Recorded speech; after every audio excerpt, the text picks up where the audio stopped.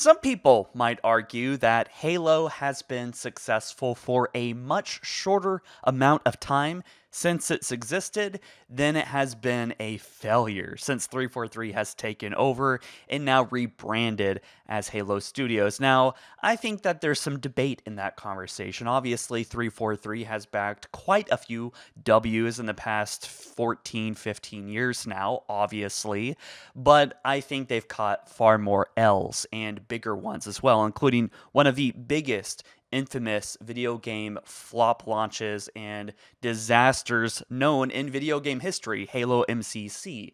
And of course, the same thing was sort of similar, not on that scale with Halo Infinite, but it was just disastrous, embarrassing, and honestly, in some weird sense, kind of humiliating as someone that has a special interest in Halo. Like, this is one of my main franchises that I love a lot and think about all the time, every day.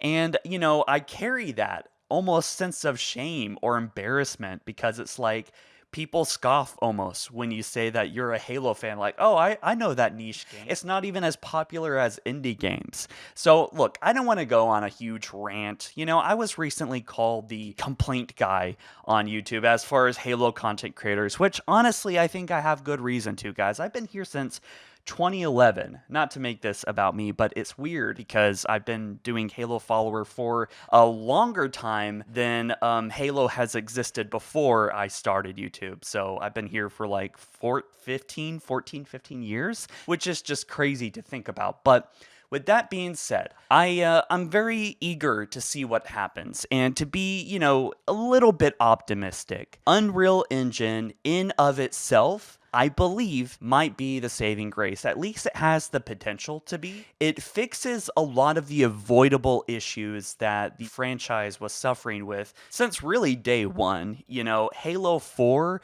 the devs promised the lower devs that they were going to get an engine set up, and that never happened. And I think that was planned for Halo 5, and they did some big upgrades with the game engine, obviously, the Blam engine that they were building upon since Halo 1, that still had Halo 1 code still somewhere in it, as well as Halo 2 and 3.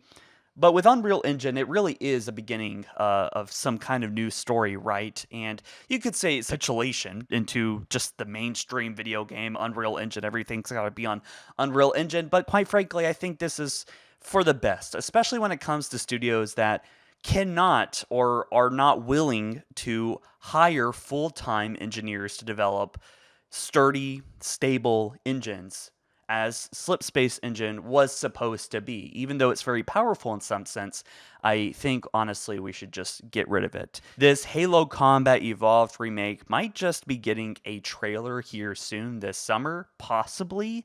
Maybe a tease, maybe something that says that it's going to be releasing in 2026 at the end of the year, maybe even sooner than that. But I think this Combat Evolved remake, as time has gone on, I thought about it, this might actually be a really good test run for a new team. Now, speaking of the team, I don't want to bully or specifically point any names out, but I do have to remind you guys that we have, I think it's 3 people, big positions that were a part of Concord, which was probably the biggest game flop in video game history. It was 250 million something dollars plus marketing that made pretty much no profit from what I've seen. And that these people are now working in big positions, top positions at Halo, or significant positions, I think, in my opinion. We also have people that are afraid of guns, that don't like guns. Guns make them uncomfortable. And that we also have people that have no video game experience hiring people for the next Halo experience. Now, all of this sounds very, very anxiety inducing, but I do wonder, with the success of Doom Dark Ages, with at least what we think is going to be success, at the time of this recording of this video, it hasn't released yet. It looks great though. But we also have things like Fable and other IPs under Microsoft, under Activision, which is under Microsoft now, since that case has closed, that the FTC opened up against them, is that these franchises seem like they're in good hands. So what in the world is going on with Halo? So from what I heard from my sources and from little birdies, I was basically told that if Halo Infinite failed, if it flopped, they would clean house and have another studio step in. Now, why we haven't quite seen that happen, we saw Bonnie Ross step down for quote unquote personal reasons. You could say that this was too much of a coincidence. It was 2 weeks after a massive Fire 343 viral event happened, as after some very devastating Halo Infinite news. And looking past all that, it's been 4 years. Halo Infinite has not had the comeback that we had hoped for. And we have one new weapon, probably, what is it, like four new dev maps. And some of them are even kind of awkwardly made. It's just not quite big or small enough. And the game actually functions now. The networking has been kind of solved, but this was just the absolute most pathetic launch, I think, in Halo history, probably right next to Halo MCC. And so, yeah, I'm a little bit of the complaint guy as of late. I think a lot of people need to hear it because, quite frankly, it's the voice that a lot of people feel like are falling on deaf ears. 343 rebranded themselves into this new Halo studio, and we don't really have some conversation going on. We don't really have what I think a lot of people need as some kind of realization or change or apology. It's just people disappearing. And it would have been really nice for Phil Spencer to come out and say, hey, we're shaking things up in a big way. We realize Halo has been on the wrong path for a long time. I would have loved to hear this, and that we are making real changes here. Now, he said things like there's a leadership shakeup and, vague ideas, but it would have been really nice to have a leader here. Now, one thing that I am looking forward to a Combat Evolved remake, as well as just Halo 7 in general, is that I think the 343 attitude or culture has been mostly shooken up and erased.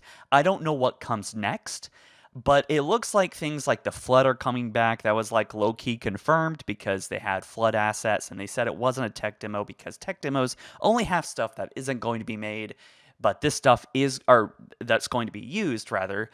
And this stuff is going to be used as seen in the tech demo, whatever, not tech demo thing that we saw last year in 2024 when they announced Halo Studios, and 343 was getting deleted. So anyways, the Flood could be coming back. And I think that also with this culture being kind of shooken up and changed, absolutely new leadership means that there are going to be some changes, right? Especially the fact that they've lost undoubtedly hundreds of millions of dollars doing things the old way, which are clearly not working and brings in a very little audience. I think that this is good because I think they've capitulated.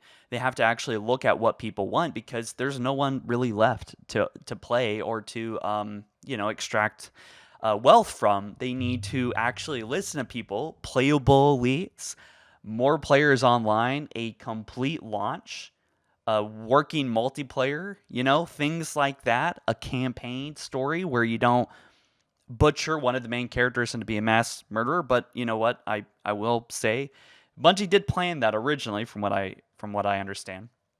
But it feels like that culture of trying to match and change Halo into some different kind of identity has kind of come to a slow.